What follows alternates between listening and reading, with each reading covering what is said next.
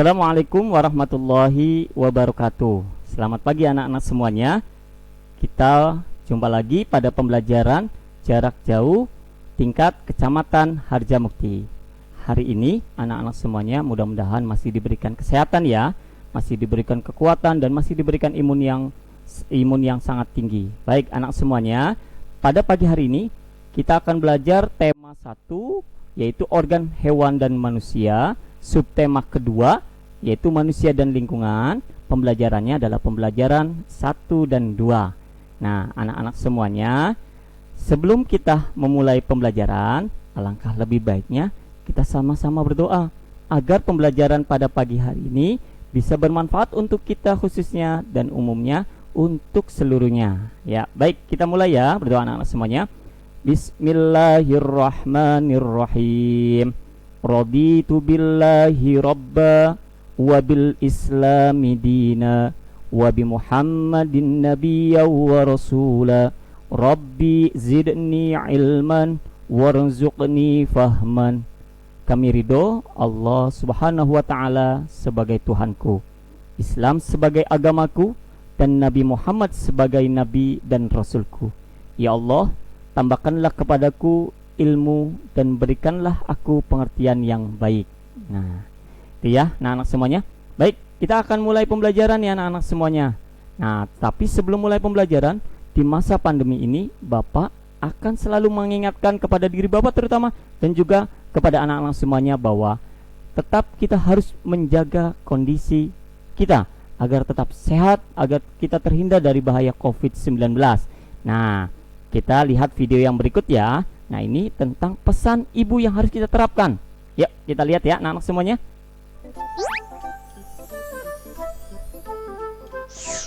Halo sahabat Dikbud, di masa kebiasaan baru seperti sekarang ini, ingat selalu pesan ibu. Keluar rumah kalau penting saja ya nak. Ingat untuk selalu 3M. 3M itu mudah dilakukan dan bisa mencegah penyebaran virus corona. Menggunakan masker, mencuci tangan dengan sabun dan air mengalir, menjaga jarak. Sahabat Dikbud, kalau kamu sayang keluarga, jangan bawa virus ke rumah ya. Ingat pesan ibu, ingat 3M.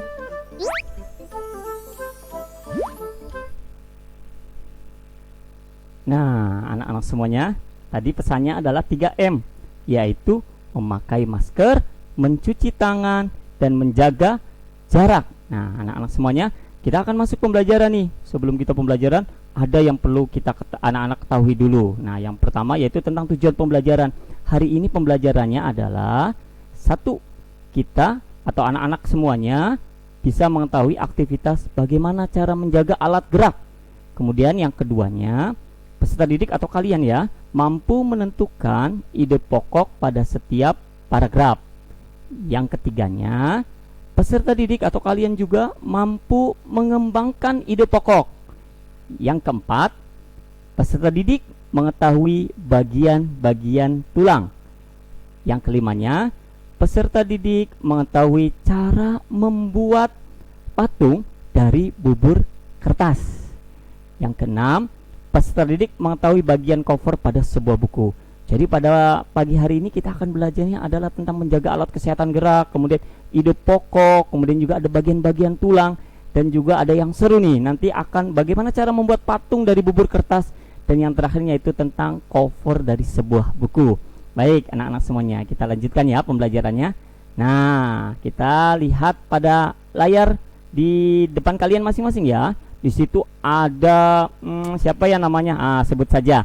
Itu namanya adalah Adik Ririn. Nah, itu Adik Ririn sedang menunjukkan, hai teman-teman, aku ada 2 nih di atas aku gambarnya. Yang pertama adalah yang sedang bersepeda, dan yang kedua adalah sedang berkendaraan motor, naik motor roda 2. Nah, dari kedua itu Ririn akan bertanya pada kalian. Nah, pertanyaan Ririn adalah, mana kegiatan yang paling menyehatkan? Menurut kalian mana di antara 2 itu? Apakah yang bersepeda ataukah yang naik motor? Ayo, kira-kira yang mana? Yang naik motor. Kalau naik motor sepertinya tidak mengeluarkan tenaga ya, hanya duduk dan ngegas pakai tangan. Oh, tenaga, oh boleh, tapi tenaganya lebih kecil. Kalau sepeda itu menggerakkan semua tangan, otot kaki, otot tangan yang digerakkan. Jadi mana menurut kalian yang paling menyehatkan? Ya, betul. Jawabannya adalah bersepeda. Selanjutnya, kenapa bersepeda bisa menyehatkan? Nah, ini di masa pandemi rame ya. Rame kalau kita di jalan tuh banyak melihat orang kalau hari Minggu ada yang bersepedaan, ada yang bergerombol sepedanya ya, tetapi tetap jaga jarak gitu ya. Wah, luar biasa di masa pandemi ini. Nah, bersepeda itu tadi Bapak sudah sebutkan bahwa kaki kita akan bergerak, otot kita akan jalan, kemudian tangan juga kita sama. Nah, kemudian juga kita dilatih fokusnya juga. Nah, itu. Jadi yang paling menyehatkan adalah bersepeda. Kemudian, apakah kalian pernah atau sering melakukannya? Yang punya sepeda tentunya pernah dong. Ya, apalagi kalau sering. Wah, itu hebat. Yang tidak punya sepeda sepertinya pernah juga ya minjem sepeda sama temennya ternyata ya. Oke, nah yang penting kita harus tetap jaga kesehatan kita dengan bersepeda. Oke, anak-anak semuanya ya.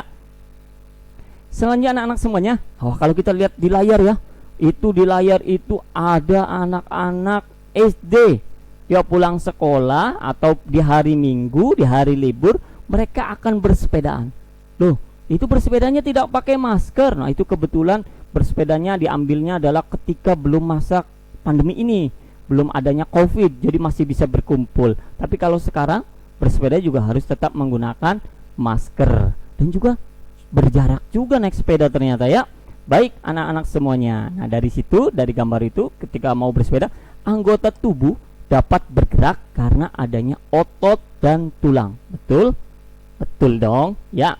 Karena tulang sebagai penopangnya, otot sebagai pengikatnya agar kita semakin kuat untuk mengayuh sepedanya, menggoes sepedanya. Selanjutnya nih, bagaimana cara menjaga agar otot dan tulang tetap kuat? Nah, ini harus, jangan kita menyepelekan hal ini. Kita juga harus penting, harus bisa mengetahui cara menjaganya. Oke, cara menjaganya adalah, nah, yang pertama adalah mengkonsumsi makanan dan minuman yang sehat tentunya ya. Yang keduanya, menjaga pola makan teratur. Nah, sekarang akan detailnya nih Bapak akan jelaskan. Makanan yang sehat, yang baik untuk pertumbuhan tulang dan otot. Nah, yang pertama adalah susu. Nah, di rumah ya, biasanya kita minta tuh, anak-anak biasanya minta sama orang tuanya, "Ma, pagi-pagi, Mama, aku mau minum susu." Nah, atau biasanya bangun tidur, "Aku mau minum susu." Wah, ataupun pulang dari sekolah minum susu lagi. Wah, luar biasa. Susu ya, itu bisa menyehatkan kita tulang dan ototnya. Yang kedua, daging. Wah, daging sekarang banyak sekali dijumpai ya. Dia ada daging ayam, daging sapi, daging kambing, itu sering ya. Apalagi kemarin kita baru melaksanakan Idul Kurban. Wah, ada yang memberikan kita daging. Nah, ini salah satu untuk menyehatkan tulang dan otot. Selanjutnya, yang ketiga, nah ini juga penting anak semuanya, bukan hanya daging, susu, tapi juga yang paling penting juga sayur-sayuran. Ini salah satu hal yang terpenting dalam menyehatkan tubuh kita, tulang dan otot kita. Selanjutnya, yaitu yang keempat adalah telur. Nah, itu ya, 4 itu biasanya kita kenal dengan 4 sehat 5 sempurna gitu ya. Oke anak-anak semuanya, tadi kita sudah bersepeda, kemudian juga kita mengetahui cara menyehatkannya. Nah, biasanya kita ketika bersepeda itu kan melihat di jalan, melihat ada tulisan-tulisan tuh. Ada yang ditempel banyak tulisan, kemudian juga ada yang sedikit, banyak ya, tergantung kita melihatnya saja. Nah, ketika kita melihat teks bacaan dari sebuah yang kita lihat, tentunya kita harus bisa mengidentifikasi, oh ini tuh ide pokoknya apa sih dalam teks itu. Tapi sebelum ke sana, ide pokok itu apa? Nah, kita lihat nih.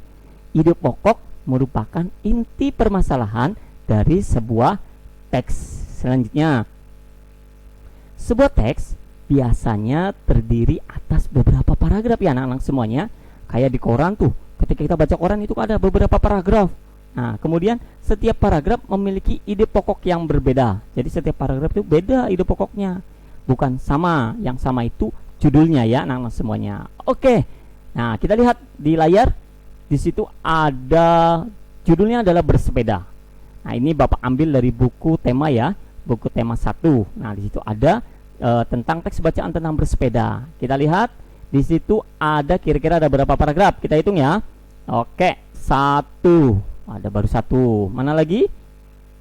2. Oke, bagus. 3. Nah, ternyata dari teks tersebut ada 3 paragraf.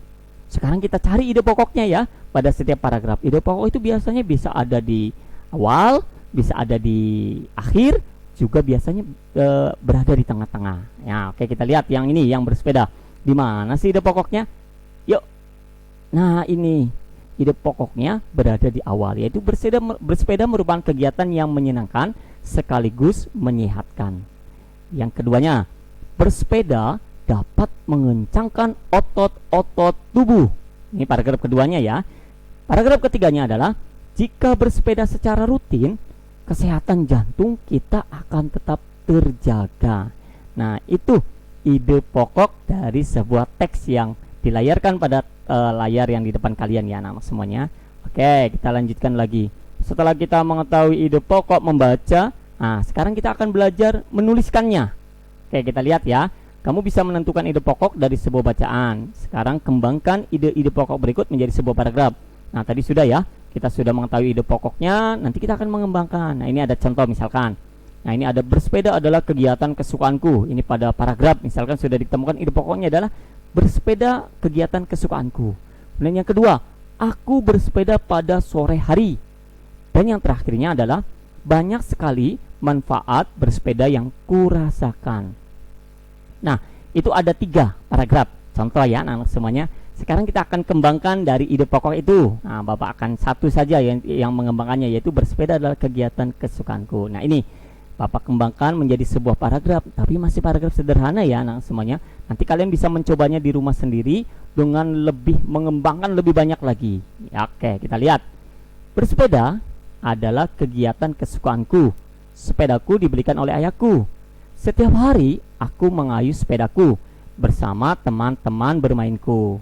Senang rasanya saat aku bisa bersepeda. Nah, ini contoh dari salah satu pengembangan ide pokok menjadi sebuah paragraf. Nah, untuk yang kedua dan ketiganya kalian bisa coba di rumah. Ya, kita coba saja sedikit-sedikit, tidak apa-apa. Ketika kita ini sepertinya kurang, nah kita tambahin lagi gitu ya anak semuanya. Oke, setelah kalian sudah belajar menulis, sudah tadi menjaga kesehatan. Nah, tadi kita menjelaskan tentang tulang dan otot ya. Nah, kita lihat nih sekarang fungsi daripada tulang itu apa. Oke, kita lihat di layar ya.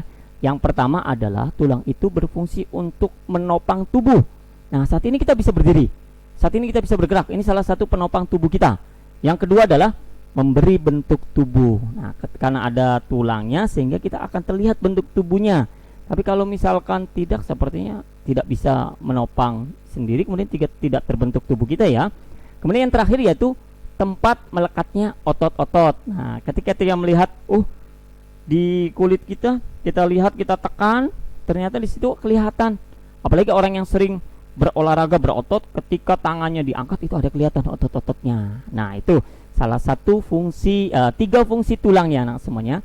Selanjutnya, sekarang kita akan lebih detail lagi ya. Tulang itu ada 2 macam. 1 berdasarkan bentuknya, yang kedua berdasarkan zat penyusunnya. Oke, yang berdasarkan bentuknya ternyata ada 2. Ada yang disebut dengan tulang pipi, kemudian ada juga yang disebut tulang pipa. Tulang pipi yaitu contohnya adalah tulang telapak tangan dan tulang rusuk. Kemudian kalau tulang pipa contohnya adalah tulang paha dan lengan. Kemudian kalau berdasarkan zat penyusunnya, oke, kita lihat. Ada namanya tulang rawan, ada namanya tulang keras. Kalau tulang rawan contohnya adalah, nah ini tulang telinga. Kita pegang telinga kita masing-masing. Tuh, ternyata lembek ya, tapi ada tulangnya loh. Ternyata ya, ini namanya tulang rawan. Selanjutnya ada namanya tulang keras, yaitu tulang tengkorak di kepala kita.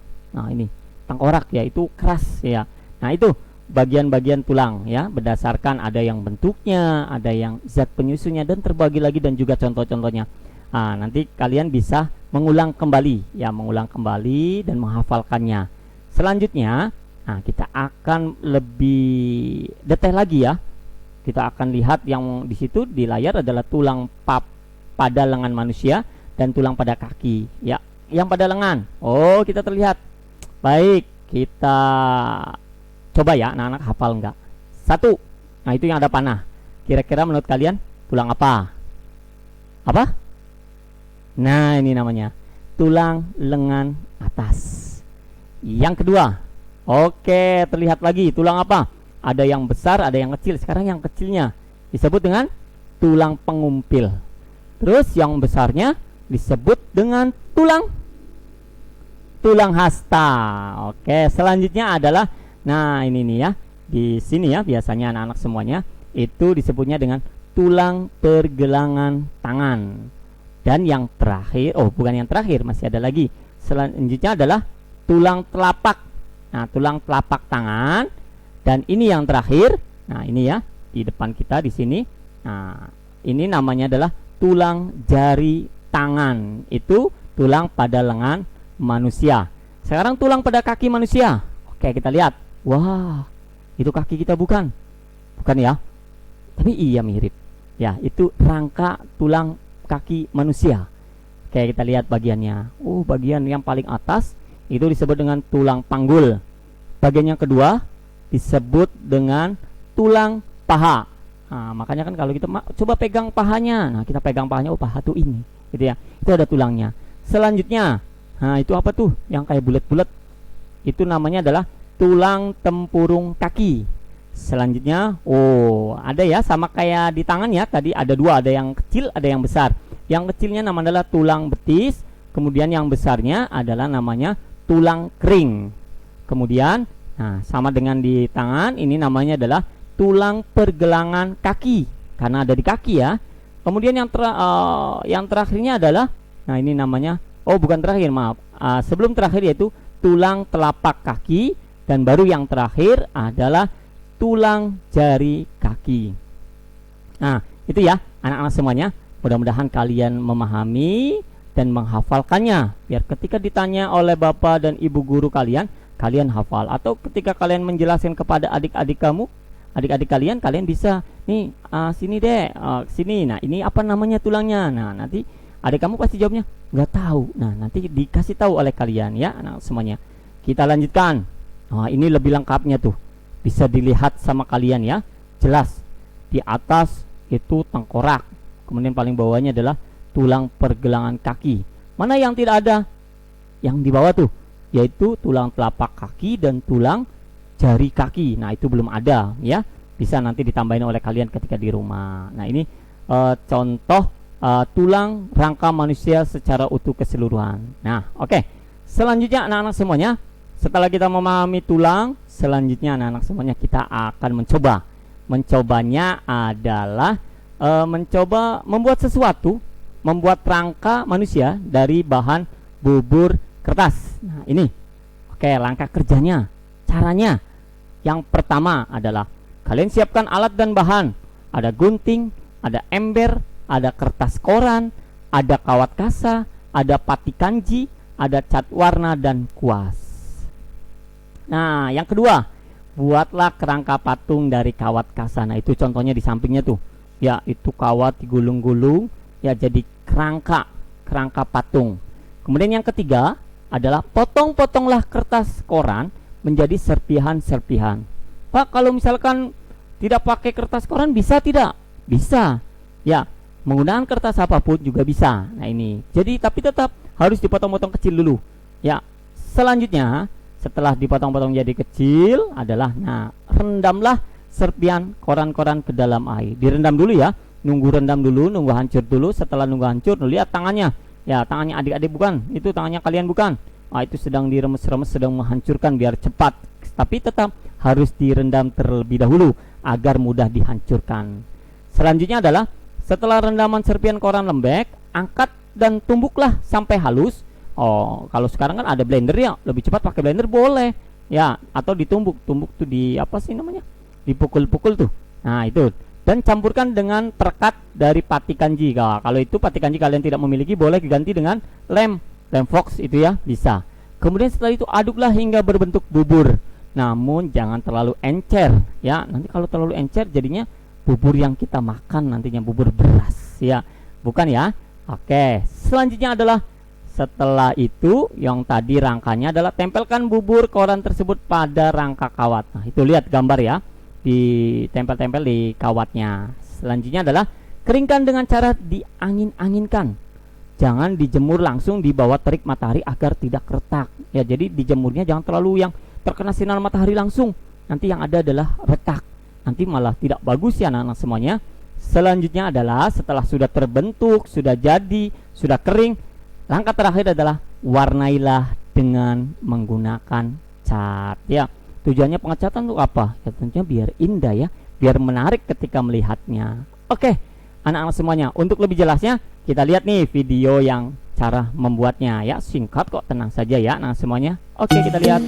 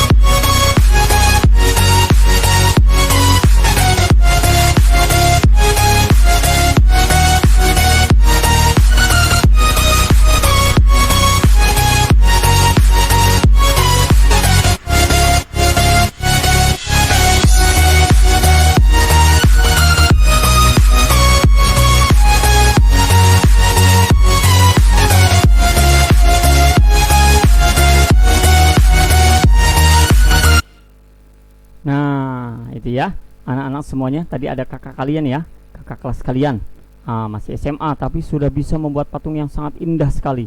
Kalian bisa tidak? Tentu bisa ya, tidak ada yang tidak bisa selama kita mau berusaha. Itu ya anak-anak semuanya. Baik anak-anak semuanya, tadi kita sudah membuat patung ya dari bubur kertas. Nah, sekarang kita harus bisa mengenali gambar cerita pada cover ya, biar kita tahu cover itu seperti apa sih. Ya, cover itu apa? Ya, cover itu atau biasa kita sebut dengan sampul buku merupakan cerminan dari keseluruhan isi buku. Cover atau sampul merupakan bagian terluar dari buku yang terdiri atas dua sisi, yakni ada depan ya, kemudian juga ada belakang. Kedua sisi ini saling mendukung dan melengkapi serta menguatkan isi dari buku. Kemudian cover yang baik nih anak-anak semua adalah yang bisa mempengaruhi dan menarik minat orang untuk membaca isi buku secara keseluruhan. Untuk itu, maka sebuah cover harus memenuhi syarat-syarat sebagai berikut. Nah, ini syarat-syaratnya: satu, jenis huruf pada judul harus menarik. Yang kedua, kalimat penjelas judul singkat dan mudah dipahami, tidak boleh panjang-panjang judul itu ya. Kemudian yang ketiga, terdapat nama penulis. Setiap buku harus ada nama penulisnya sebagai identitas bahwa itu adalah karya dari seseorang. Kemudian yang keempat adalah terdapat identitas penerbit. Nah, ini biasanya ada pada sebuah bukunya. Kemudian yang kelima, gambar yang menarik dan sesuai isi. Gambarnya disesuaikan. Ketika gambarnya tentang anak SD, maka disesuaikan. Kira-kira yang menarik adalah gambar tentang anak SD, gitu ya anak semuanya. Yang keenam, sinopsis isi buku pada cover belakang. Nah, ini di belakang itu biasanya ada sinopsisnya, gambaran kecil tentang isi buku itu seperti apa sih ya. Kemudian yang ketujuh, identitas buku pada punggung buku. Nah, itu adalah unsur-unsur cover ya anak semua. Nah, sekarang kita identifikasi nih. Dari cover ini kita lihat ya anak semuanya, kita identifikasi. Kita lihat yang paling bawah. Nah, ini yang paling muka depan itu adalah namanya cover depan. Yang kedua, di belakangnya adalah cover belakang. Kemudian yang di atas. Nah, ini identitas buku pada punggung buku. Nah, di punggung ya ada buku. Kemudian di buku pada punggung buku identitasnya. Kemudian ada juga, nah kita lihat, itu nama penulis, yaitu Priyanto dan Marianto, ini penulisnya. Selanjutnya adalah judul buku. Judul bukunya adalah Cerdas dan Bugar. Kemudian ada kalimat penjelas judul, yaitu Penjasorkes untuk SD MI kelas 4. Nah, ini contoh ya nah semuanya. Kemudian ada gambar, ini gambar covernya. Kemudian ada identitas penerbit. Kemudian yang terakhir adalah ada nama penerbit. Nah, itu ya anak-anak semuanya. Nah, itu adalah pembelajaran hari ini ya. Tetap semangat ya belajarnya, walaupun kalian hanya bisa melihat di channel YouTube ataupun kalian hanya bisa belajar di rumah. Tetap harus ada semangat belajar untuk bisa lebih baik lagi di masa pandemi. Jangan mudah putus asa. Hari ini dan seterusnya kita akan terus belajar mandiri agar menjadi lebih baik. Itu saja ya anak-anak semuanya pembelajaran hari ini bersama Bapak. Nanti tetap akan ada pembelajaran berikutnya dari Bapak dan Ibu guru sekecamatan Harjamukti. Ya, yang terakhir jangan lupa tetap jaga kesehatan kalian semua. Terima kasih. Mudah-mudahan kita masih diberikan kesehatan selalu. Bapak akhiri kita doa bersama ya dengan atau kita baca doa bersama saja dengan sama-sama baca hamdalah. Alhamdulillahirabbil alamin. Assalamualaikum warahmatullahi wabarakatuh.